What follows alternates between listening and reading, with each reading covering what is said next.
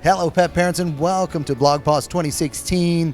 We are here with another wonderful guest. That's one of the great things about attending BlogPaws. So many wonderful people that you can learn from, network with. It really is a great experience. Now, this happens to be one of my dear friends, Denise Fleck from Sunny Dog Inc. Denise, thanks for joining us out here.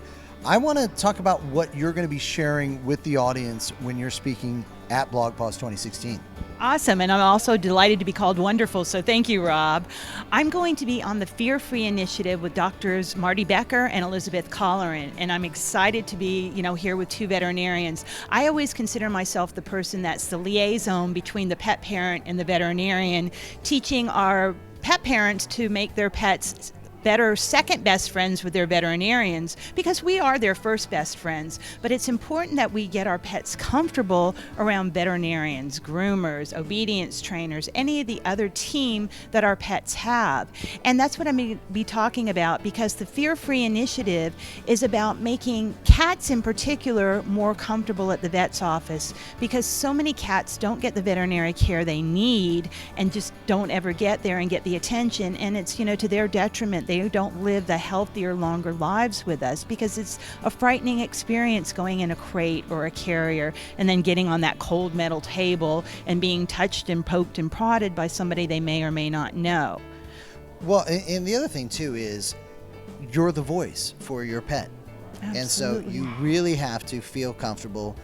And even if you don't feel comfortable, you've got a responsibility as a guardian of that pet to be their communication tool with all of the team members. Absolutely. We speak for those who cannot speak from themselves. We're an advocate for our pets, so we have to pay attention to when something doesn't seem quite right, also get them more comfortable to the human touch at home. Being a pet first aid and CPR instructor, I encourage people to practice bandaging on your pets and muzzling your pets and putting them in the carrier when they don't need it.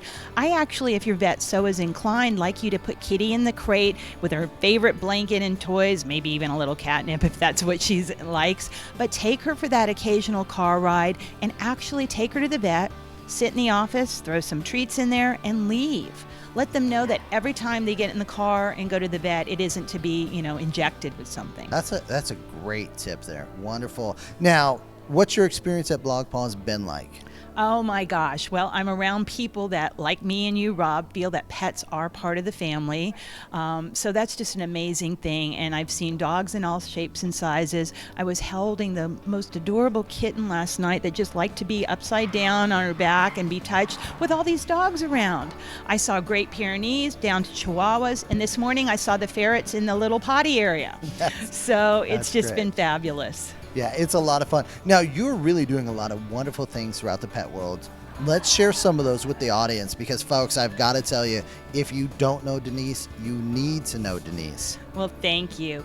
As you know, in my 2016 incarnation, I am the Pet Safety Crusader who wants to be the one who makes a difference in the life of an animal. And as the cliche saying goes, we can't, one person can't change the world, but we can make a world of difference for one animal if we just, tune in and do whatever is needed. And that is what I'm trying to do.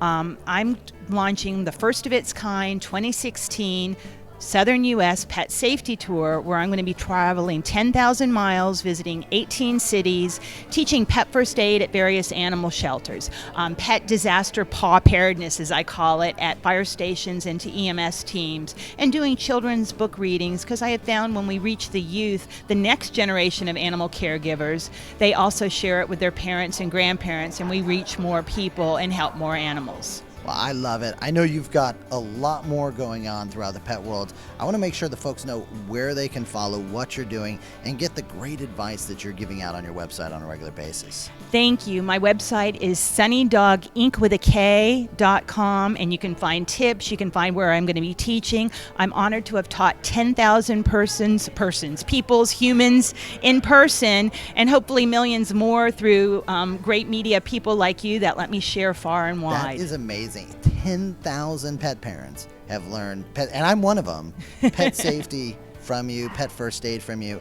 Again, thank you so much for everything you're doing in the pet world. It really, truly does make a difference. Well, it is my honor and privilege to work with the animals because they just give us unconditional love.